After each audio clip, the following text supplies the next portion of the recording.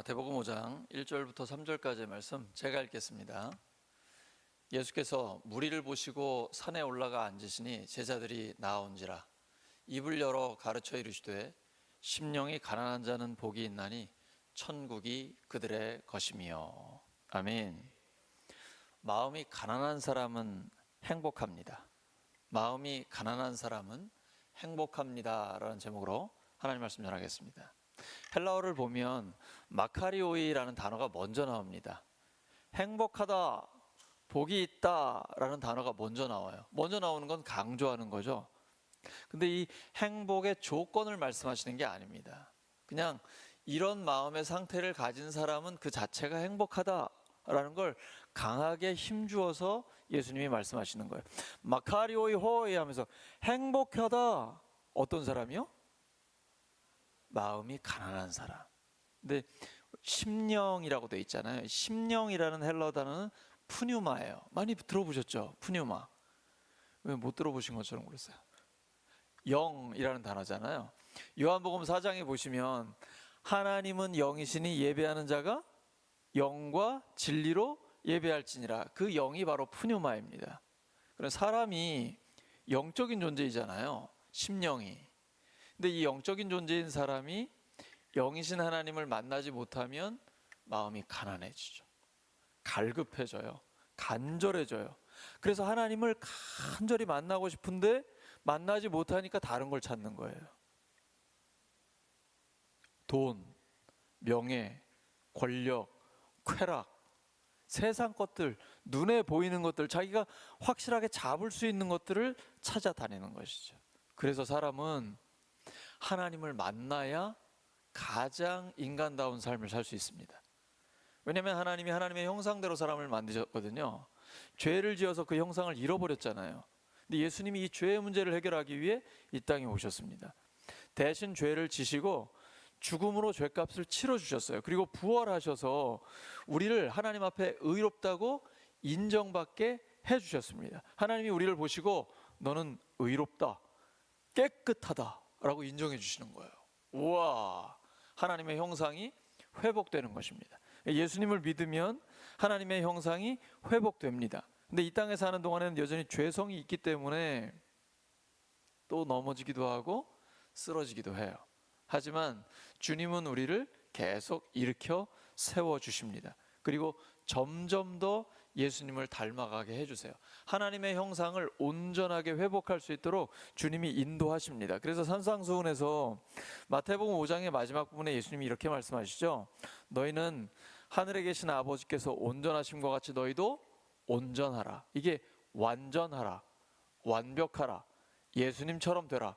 Be perfect. 그 말씀이에요. 우리 힘으로는 할 수 없기 때문에 오직 성령의 권능으로, 하나님의 말씀으로, 하나님의 은혜로만 그것이 가능해지는 것입니다. 예수님이 끊임없이 사람들을 가르치시고 치유하시고 복음을 선포하고 계십니다. 예수님의 3대 사역이죠. Teaching, Preaching, Healing이에요. 하나님 나라의 법칙을 가르치시고 하나님 나라의 복음을 선포하십니다. 그리고 치유하시고 회복시켜 주세요. 수많은 사람들이 예수님을 따라다닙니다. 예수님의 첫 번째 설교가 뭡니까? 회개하라, 천국이 가까이 왔느니라. 이 예수님의 설교를 듣고 수많은 사람들이 따라왔을까요? 아니면 예수님이 계속해서 병을 고쳐주시고 귀신을 쫓아내시고 이런 놀라운 이적들이 일어나니까 사람들이 따라왔을까요? 후자가 큽니다. 가난한 로마의 식민지 지배를 받고 있는 이스라엘 백성들이 예수님을 만나면 예수님이 기적적으로 먹을 걸 주시는 거예요. 오병이어의 기적이죠. 어린아이 도시락 가지고 남자만 5,000명이니까 여자들, 어린아이들 다 따지면 10,000명, 20,000명을 순식간에 다 배불리 먹이시고도 남게 하셨습니다. 병든 자, 불치병 환자들 고치시죠. 죽은 자들 일으키십니까? 수많은 사람들이 예수님을 따라와서 문제가 해결받기를 원했어요. 이게 신앙생활의 출발점이거든요. 수많은 사람들이 따라옵니다. 그런데 결국 그렇게 예수님을 경험하고 하나님의 이적을 체험한 다음에는 반드시 회개의 자리로 나아가야 됩니다. 회개하라, 천국이 가까이 왔느니라. 회개한 자에게 천국이 주어집니다. 회개를 하면 마음이 어떤 상태가 됩니까? 가난한 상태가 됩니다. 뭘 회개하는 것입니까? 내가 내 마음대로 내 뜻대로 살았던 죄를 회개하는 것입니다. 성경적인 죄는 이 땅에서의 어떤 법 아니면 양심, 도덕 이 정도 수준이 아니고요, 가장 근본적인 겁니다. 예수님께서 너희들이 살인하지 말라 하는 가르침을 받았는데 그걸 넘어 너희 마음에 사람을 미워하면 이미 살인한 것이다. 십계명에 간음하지 말라라고 되어 있는데 너희들이 마음으로 음욕을 품었다면 이미 넌 간음한 것이다. 그러니까 겉으로 드러나는 행위가 아니고요, 그 행위가 겉으로 나타나게 되면 법을 어긴 거기 때문에 감옥을 가거나 벌금을 내거나 해야 되잖아요. 그게 아니라 마음에 이미 그러한 죄를 품었다면 넌 이미 죄를 지은 것이다. 그러니까 훨씬 더 깊이 있는 죄에 대한 해석이죠. 예수님은 율법을 없애려고 오신 게 아니라 율법을 완성시키려고 오신 거예요. 왜냐하면 율법을 주신 분이 예수님이기 때문에 법을 제정하신 분보다 그 법을 더 잘 아시는 분이 누가 있겠어요. 예수님이 오셔서 그 법의 정신을 우리에게 가르쳐 주신 것입니다. 근데 우리는 이 땅에 사는 동안 죄의 성이 있어요. 죄로부터 자유로울 수 있는 사람은 아무도 없어요. 늘 깨어 있어야 됩니다.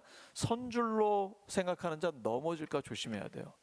두렵고 떨림으로 우리의 구원을 이루어야 돼요. 주님 만나는 그날까지 항상 영적인 긴장감을 갖고 있어야 돼요. 그런 사람이 가장 건강한 신앙생활을 할 수 있습니다. 그래서 예수님께서 그렇게 수많은 사람들이 예수님께 따라왔을 때 무리들이죠, 그때 제자들이 그 앞에 나오게 됩니다. 무리와 제자들은 다릅니다.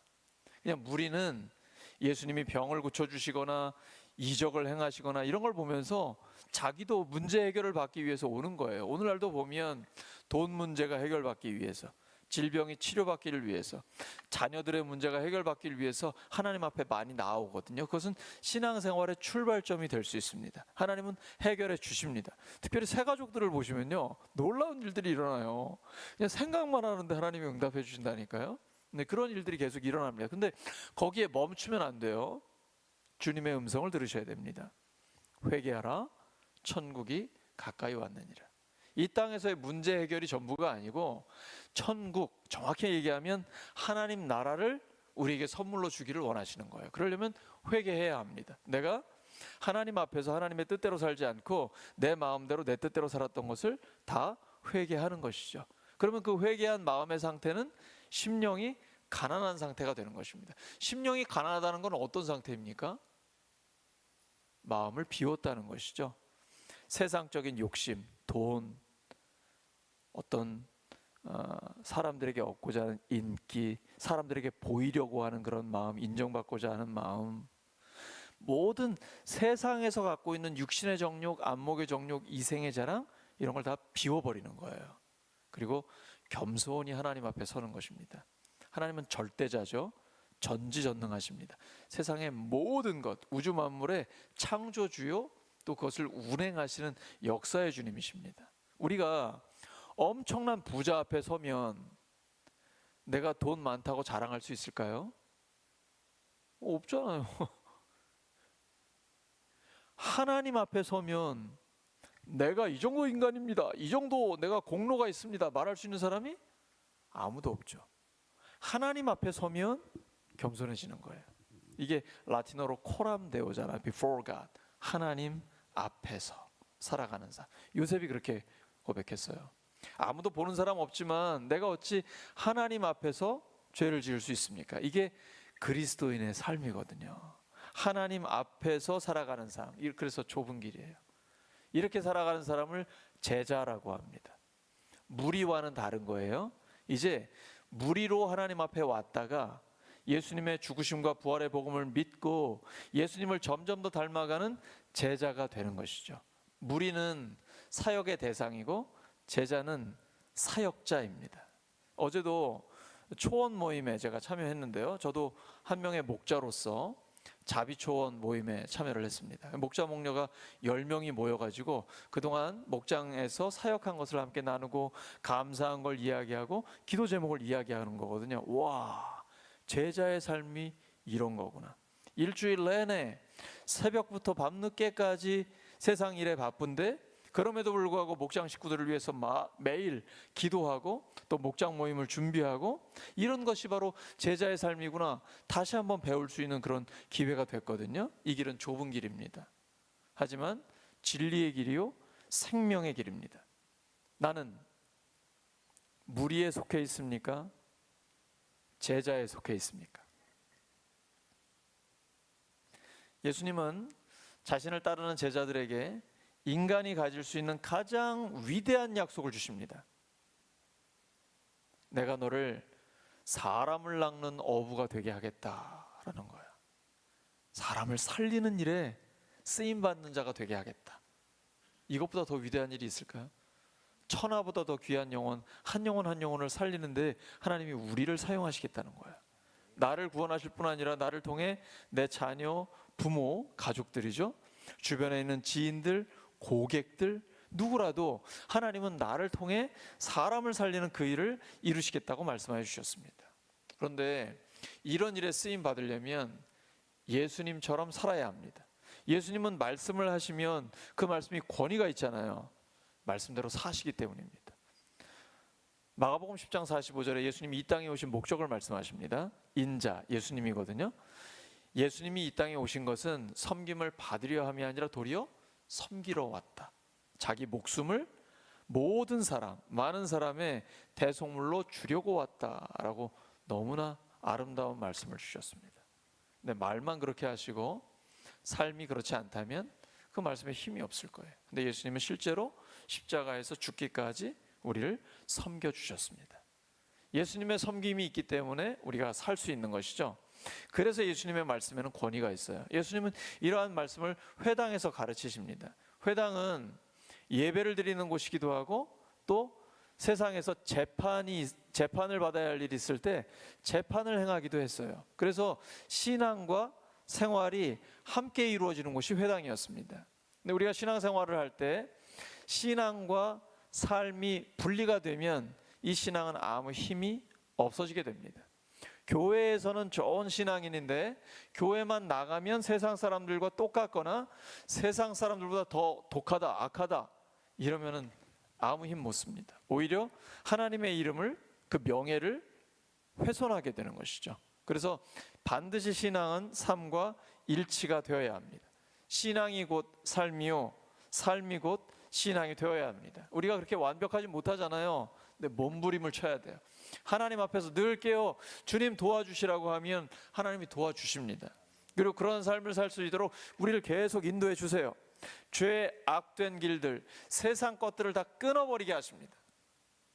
그리고 그리스도 안에서 주님을 점점 닮아갈 수 있도록 하나님께서 우리를 인도하시고 격려하시고 그런 사람들을 만나게 하시고 가르치시고 끊임없이 응원해 주십니다. 그래서 예수님을 닮아가면서 그 안에 놀라운 기쁨을 얻게 해주세요. 예수님이 말씀을 전하시면 사람들이 그 권위 때문에 깜짝 놀라잖아요. 우리도 마찬가지입니다. 하나님의 말씀대로 살아가면서 말씀을 전하잖아요. 성령님이 역사하시기 시작합니다. 강력한 성령의 기름 부으심이 폭포수같이 쏟아지는 거예요. 그건 우리가 하는 게 아니에요. 성령의 역사예요. 그러면 내가 하나님 앞에 쓰임받는다는 그 기쁨 때문에 감격이 넘치는 삶을 살게 되는 것이죠. 세상이 주는 기쁨과는 차원이 다른 기쁨을 하나님이 우리에게 허락해 주십니다. 그리고 세상 속에 있지만 세상에 물들지 않는 소금이요 빛으로 살아가게 해주십니다. 예수님이 너희는 세상의 소금이다, 세상의 빛이다 라고 말씀하셨습니다. 소금이 되라, 빛이 되라고 하시지 않았습니다. 그냥 너희의 존재 자체가 세상의 소금이고 세상의 빛이다라고 말씀하셨습니다. 신앙생활은 존재가 변하는 것입니다. 소유가 우리에게 복을 주는 게 아니고요. 그건 뭐 잠깐 기쁨은 줄 수 있어요. 근데 영원한 기쁨은 아니잖아요. 아무리 좋은 소유를 가져도 그게 우리에게 영원한 기쁨을 주지는 않지 않습니까? 우리는 보통 희귀품들을 아끼고 소중하게 여깁니다. 다이아몬드라든지 명품 이런 건 희귀하잖아요. 세상에 얼마 없잖아요. 그러니까 너무 소중하게 여기고 굉장히 비싸죠. 근데 필수품은 별로 잘 중요한 걸 몰라요. 햇빛, 공기. 이번에 우리 강릉에 지금 이제 비가 와서 다행이지 얼마 전까지 제한급수했잖아요. 물, 사랑, 이런 거 꼭 필요한 필수품이잖아요. 이거 없으면 어떻게 됩니까? 죽어요. 희귀품이 소중합니까? 필수품이 소중합니까? 우리는 희귀품 없어도 잘 살아요. 명품이나 다이아몬드, 보석 이런 거 없어도 사는데 아무 지장 없어요. 근데 필수품 없으면 곧 죽어요. 그게 훨씬 더 중요한 겁니다. 그리스도인은 희귀품이 아니라 필수품이 되기를 소망합니다. 사실 성경이 기록될 당시에 소금은 굉장히 희귀한 것이었고 중요한 것이었습니다. 소금이 월급으로, 급료로도 쓰였어요. 그런데 세상에 소금이다 할 때 이 소금의 역할이 뭡니까? 일단 부패하지 않게 하는 것이죠. 안동 간고등어, 소금으로 간한 것이죠. 그때는 냉장고나 이런 게 없으니까 소금으로 썩지 않게 하는 거잖아요. 그러니까 그리스도인이 있으면 세상이 썩지 않습니다. 우리가 가정, 직장, 물론 교회, 어디에 있든지 간에 그리스도인다운 그리스도인이 있으면 부패하지 않아요. 근데 그걸로 그치면 안 됩니다. 소금은 짠 맛을 냅니다. 소금 없으면 음식 무슨 맛으로 먹어요? 저는 비교적 싱겁게 먹지만 그래도 소금을 아예 안 치면 못 먹습니다. 소금이 있어야 맛이 나는 거죠. 근데 세상 사람들은 예수님을 모르기 때문에 세상 살 맛이 안 나거든요. 그러니까 다른 걸 찾는 거예요. 먹고 살기 위해 어쩔 수 없이 일하고 공부하고 그 다음에 딴짓하는 거예요.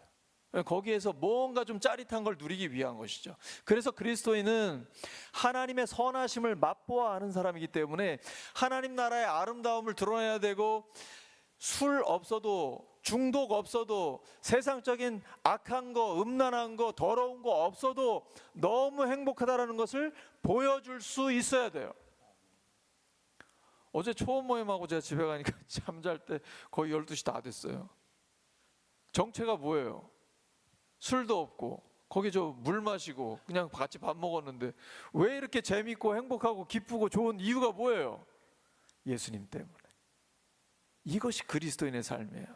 세상의 소금이다라는 것은 우리가 있기 때문에 세상이 썩지 않아요. 우리는 정직해요. 하나님의 뜻대로 살고 하나님의 방법대로 하나님의 목적을 이루려고 몸부림쳐요. 또한 우리가 있기 때문에 짠맛이 있어요. 세상 사는 맛이 나요. 이렇게 우리가 세상의 소금으로서의 존재가 변화되면 그 다음에 빛을 발하게 되는 것이죠. 우리가 있는 곳이 밝아지는 거예요. 어둠은 없어요. 하나님은 빛이세요. 하나님의 자녀들은 빛의 자녀예요. 빛의 자녀에게는 어둠이 조금도 없어요. 그래서 우리가 가는 곳은 밝아지는 것이죠. 너의 착한 행실을 통해 적극적으로 세상을 밝히라고 하나님 우리에게 말씀하고 계십니다. 이 존재가 우리를 행복하게 하는 거예요. 소유가 우리를 행복하게 하지 않습니다.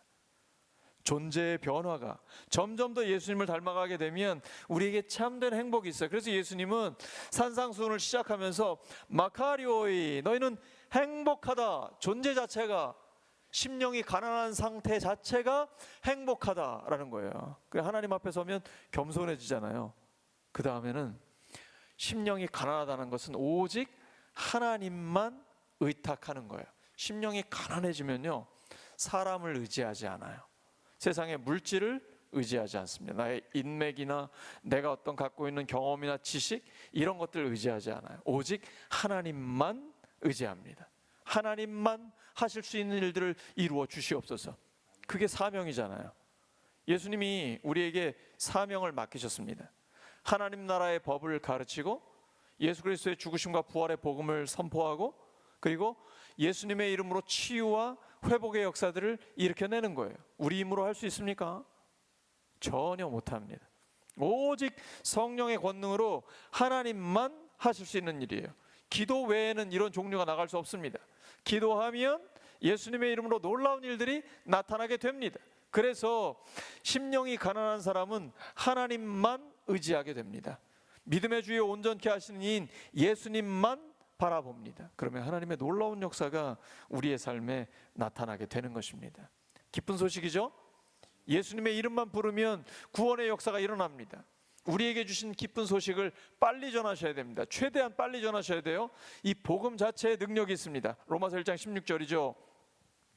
내가 복음을 부끄러워하지 아니하노니 이 복음은 모든 믿는 자에게 구원을 주시는 하나님의 능력이 됨이라. 예수님이 우리를 위해 죽으시고 부활하셨습니다.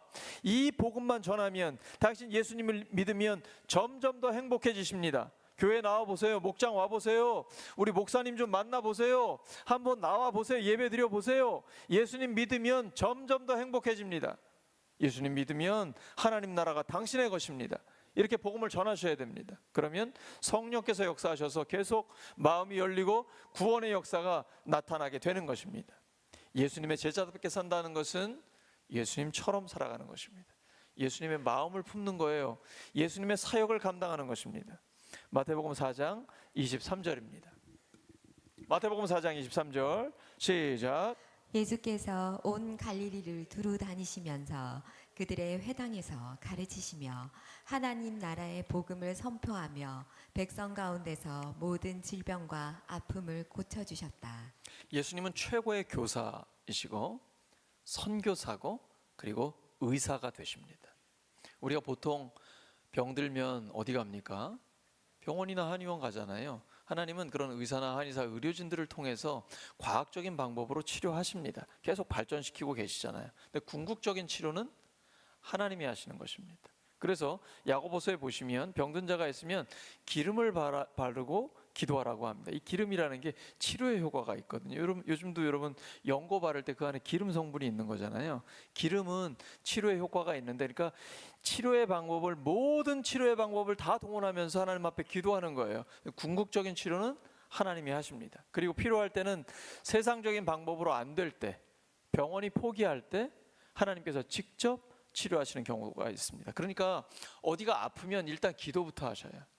그리고 모든 방법을 다 동원하시고 치료는 하나님이 하신다는 것을 신뢰하시기 바랍니다.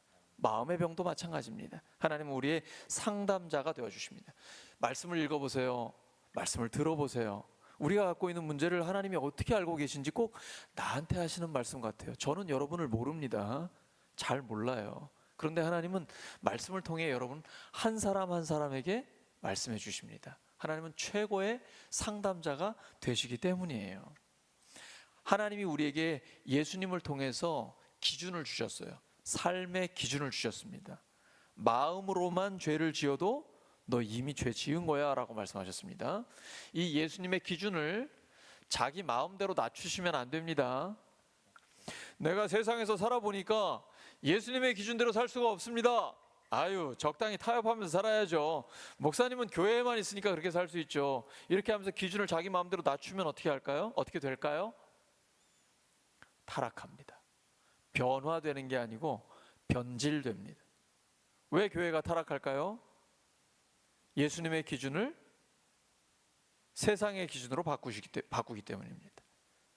왜 그리스도인이 변질될까요? 하나님의 기준을 자기 마음대로 낮추기 때문입니다. 하나님의 기준 그대로 유지하셔야 됩니다. 그걸 따르고 못 따르고는 나의 문제예요. 그러나 그 기준에 다다르기 위해서 기도하면서 끊임없이 순종해야 됩니다. 예수님을 믿으면 사람이 변합니다. 믿기 전에는 자기 주도적인 삶을 삽니다. 예수님을 믿고 나면 절대 순종적인 삶을 삽니다. 예수님 믿고 난 다음에도 자기 주도적으로 살아간다. 이 사람은 아직 변화가 덜 된 거예요. 예수님 믿고 나면 이제 예수님이 우리의 주인이에요. 그래서 절대 순종적인 삶을 살게 됩니다. 이게 정상이에요. 이런 변화는 예수님 믿으면 정상적으로 일어납니다. 근데 의외로 이렇게 사는 사람은 많지 않아요. 하지만 역사를 보시면 항상 창조적인 소수가 세상을 변화시킵니다. 그리스도인도 마찬가지입니다. 절대 순종적인 삶을 사는 창조적인 소수의 그리스도인이 세상을 변화시키는 것입니다. 우리는 하나님 앞에 구원받았습니다. 구원에는 목적이 있어요. 열심히 선한 일을 하라는 것입니다. 내가 열심히 선한 일을 살았기 때문에, 열심히 선한 일을 했기 때문에 구원받은 게 아니에요. 근데 구원받은 사람은 열심히 선한 일을 하면서 살아가야 합니다. 이게 구원의 목적이기 때문이에요. 순서가 바뀌면 안 됩니다. 내가 선하게 살기 때문에 구원받은 건 아니에요. 하지만 구원받은 사람은 구원받은 목적에 맞게 하나님의 영광을 위해 열심히 살아야 합니다. 이렇게 세상 것을 다 내려놓고 하나님 나라를 위해 헌신하는 사람이 진정 예수님의 제자입니다. 세상 것을 내려놓으면 하나님이 훨씬 더 좋은 걸 주십니다. 이게 성경의 약속이에요. 하늘의 신령한 복, 땅의 기름진 복을 함께 주십니다. 누가복음 6장 38절입니다. 주라, 그리하면 너희에게 줄 것이니 너희에게 누르고 흔들어 넘치게 부어주실 것이다. 하나님은 풍성하신 분입니다. 충만하게 채워주십니다. 근데 우리에게 먼저 주라고 하셨습니다. 우리에게 없는 것 찾지 않으십니다. 나에게 지식이 있다면 지식을 나눠주시고, 복음이 있으니까 복음을 나눠주시고, 물질이 있다면 물질을, 건강이 있다면 건강을, 경험이 있다면 경험을, 어떻게든 하나님의 영광을 위해 사람을 섬기기 위해 내가 가진 걸 먼저 주면 하나님이 놀랍게 채워주십니다. 왜 채워주실까요? 계속해서 나누고 베풀 수 있도록 채워주시는 것입니다. 이렇게 주님의 제자로 살아가려면 점점 더 말씀에 집중해야 합니다. 근데 그 출발점은 다를 수 있습니다. 마태복음 4장 24절입니다. 시작. 예수의 소문이 온 시리아에 퍼졌다. 그리하여 사람들이 갖가지 질병과 고통으로 앓는 모든 환자들과 귀신 들린 사람들과 관질병 환자들과 중풍병 환자들을 예수께로 데리고 왔다. 예수께서는 그들을 고쳐주셨다. 수많은 사람들이 예수님의 소문을 듣고 예수님께 다가오는 거예요. 기적을 보기 때문이죠. 기적에 집중하지 마시고 기적을 일으키시는 예수님께 집중하시기 바랍니다.